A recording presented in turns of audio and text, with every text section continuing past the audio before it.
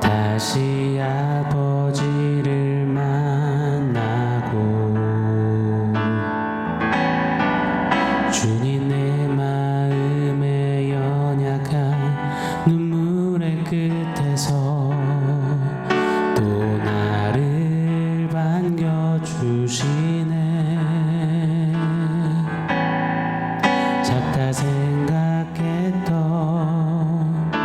주의 부르심 다시 나를 회복해 하시네.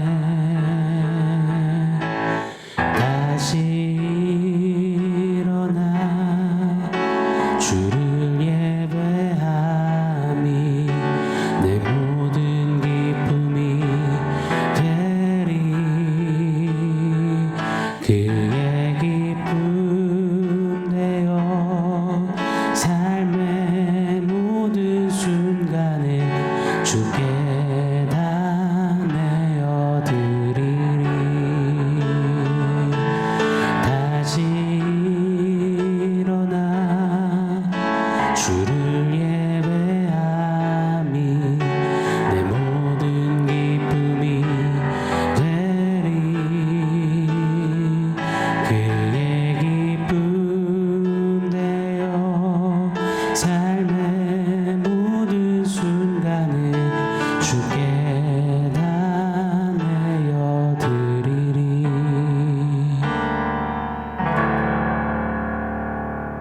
샬롬. 오늘 우리에게 주신 하나님 말씀은 갈라디아서 1장 1절로 5절입니다. 우리 한 목소리로 같이 읽겠습니다.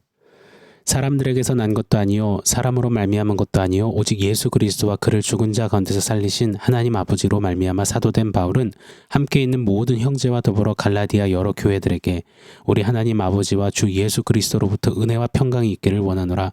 그리스도께서 하나님 곧 우리 아버지의 뜻을 따라 이 악한 세대에서 우리를 건지시려고 우리 죄를 대속하기 위하여 자기 몸을 주셨으니 영광이 그에게 세세토록 있을지어다. 아멘. 열대야 신기록을 기록한 2024년 올 여름 정말 대단했습니다.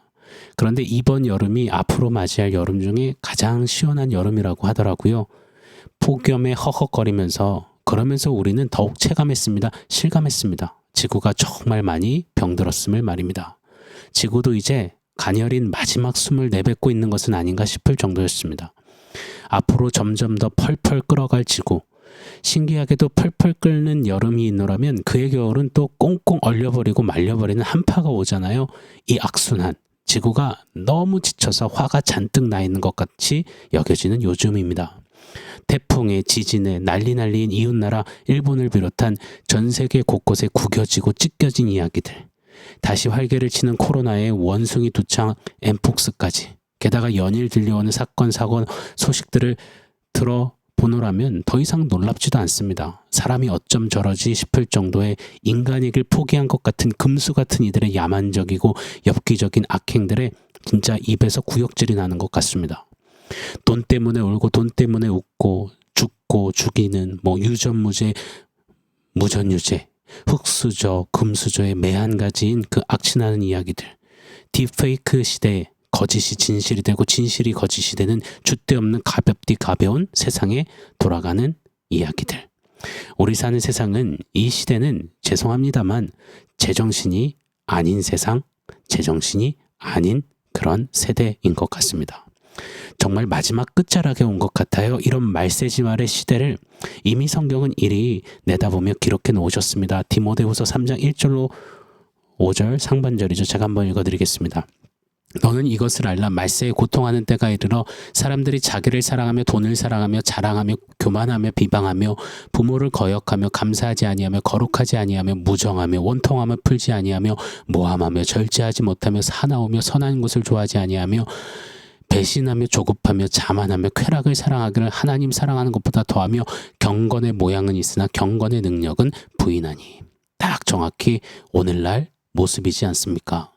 이런 말세의 흐름 가운데서 특별히 예수 믿는 성도, 교회들 안에 고질병처럼 또 이 질긴 잡초처럼 자리하는 모습이 있다는 겁니다.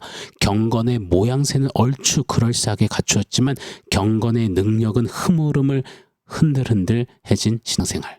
이것이 오늘날 기독교의 현주소요 민낯이며 우리네 신앙 일상 이야기라 그렇게 폭로하듯 기록해 놓으셨습니다. 자, 이것을 바이탈식 언어로 한번 표현해 보겠습니다.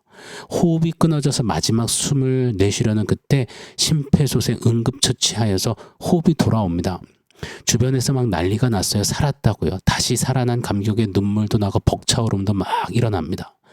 그래서 살아서 퇴원했습니다. 그러면요, 어떻게 그 감격, 그 눈물이 계속 매일매일 더 진해지십니까? 그래야만 하는데 그게 맞는데 아니올시다 할 때가 더 많잖아요. 점점 더 그냥 이제 건강해진 것이 당연시 되어지고 여전한 삶의 이슈와 삶의 문제, 이야기거리 또 예전처럼 휩쓸립니다. 죽었다, 다시 살았다, 이 감격, 기쁨, 이것은 이제는 오래된 이야기처럼 잊혀진 채 여전히 서슬퍼런 세상 기준 잣대 이리 치이고 저리 치이고 두리번 왔다리 갔다리 처방받은 약도 거르고 빼먹고 병원 예약 계속 미루고 검사 일정도 늦추고 온갖 걱정만 하다가 또 놓치고 그러다가 다시 아프고 다시 병들고 다시 얼굴이 잿빛이 되어지고 사랑하는 여러분, 바이탈이요. 지금은 리바이탈라이제이션이 필요한 때입니다. 다시라는 뜻이죠. 바이탈라이제이션, 바이탈을 다시 회복한다라는 뜻이잖아요. 다시 재활력이라는 뜻이잖아요. 바이탈을 다시 살리는 것이 이것이 가장 중요하고 시급합니다.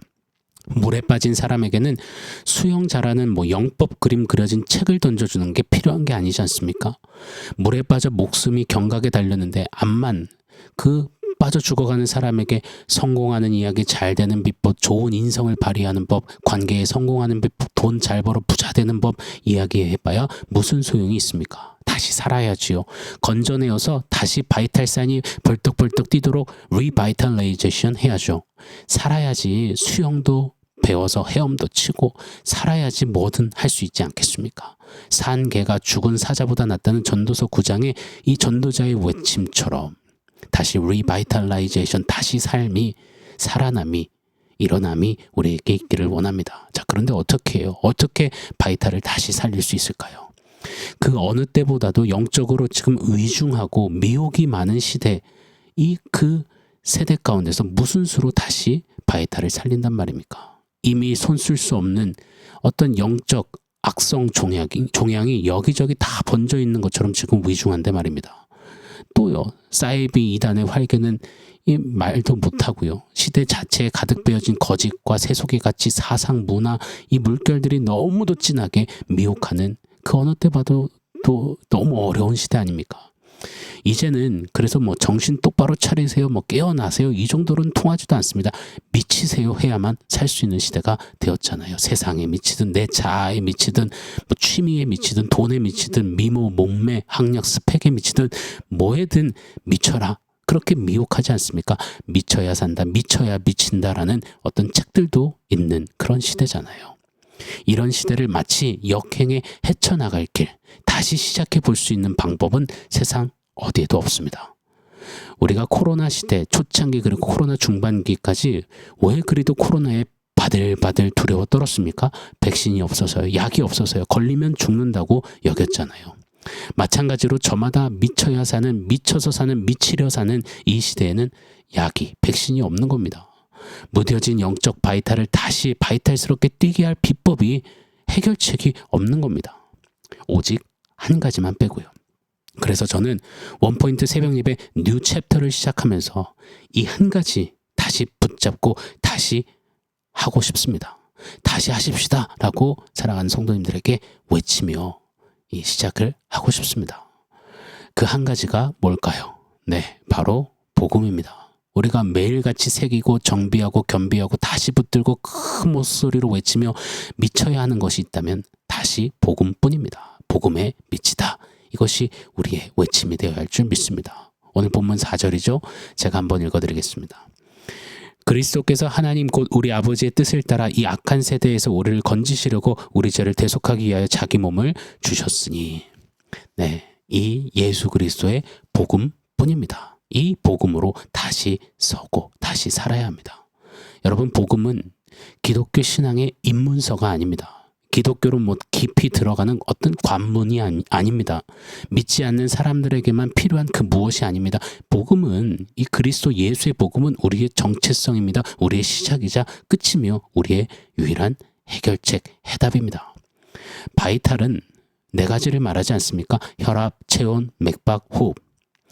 복음만이 예수 피로 우리의 영적인 혈압을 힘차게 뛰게 합니다. 복음만이 따스한 성령 안에 우리에게 영적 체온을 유지시켜주며, 복음만이 이 말씀으로 맥박을 뛰게 하고, 복음만이 기도 가운데 우리로 호흡하게 하는 겁니다.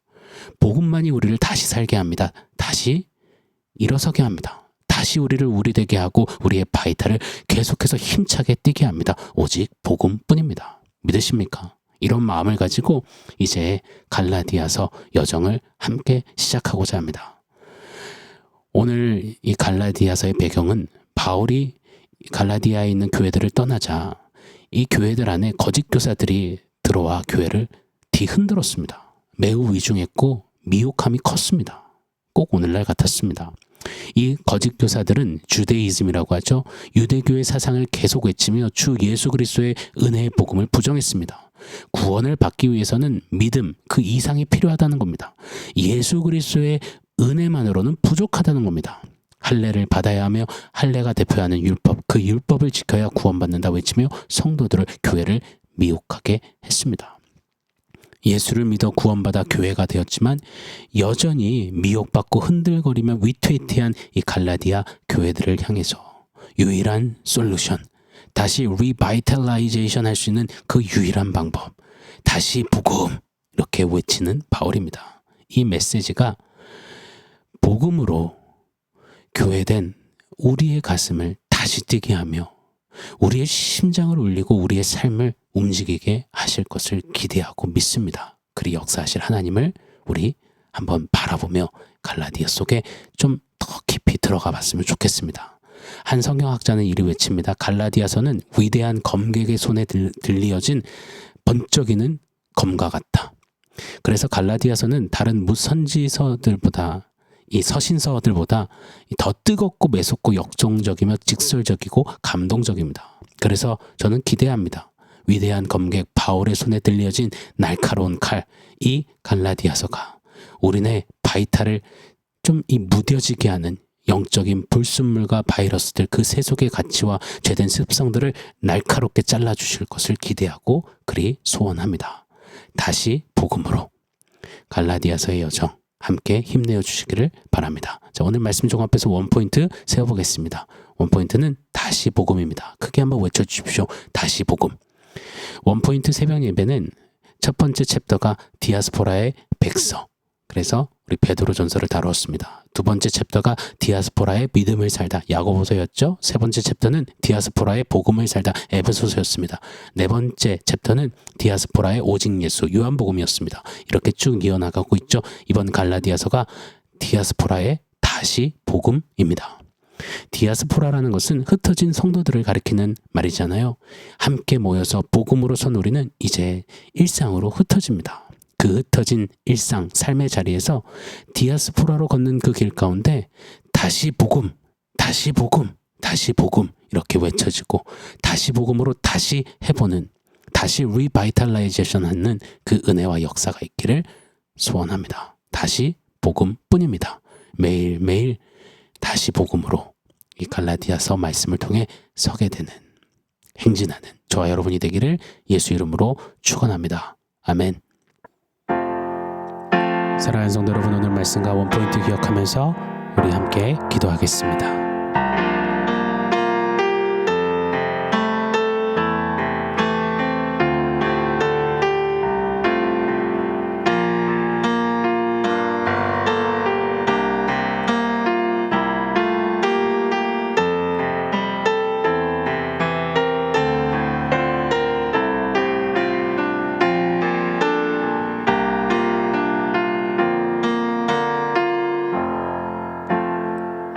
하나님, 날로도 혼탁해지고 영적으로 매우 위중하고 위태하고 더 미혹되어지는 이 세대 속에서 우리가 어떻게 다시 호흡하며 설 수 있겠습니까? 우리에게 유일한 방법은, 해답은 복음뿐입니다. 오늘 주신 말씀의 도전 따라 다시 복음 외치며 내게는 복음뿐이라 그렇게 붙들고 나아가 다시 복음으로 이 세대 가운데 예수 생명을 호흡하고 터쳐내고 살아내는 우리 모두가 되게 하여 주시옵소서. 시작되는 갈라디아서 이 원포인트 새벽 예배 여정 가운데 주님 말씀하시고 다시 복음으로 우리를 새롭게 하여 주시옵소서. 예수님의 이름으로 기도합니다. 아멘.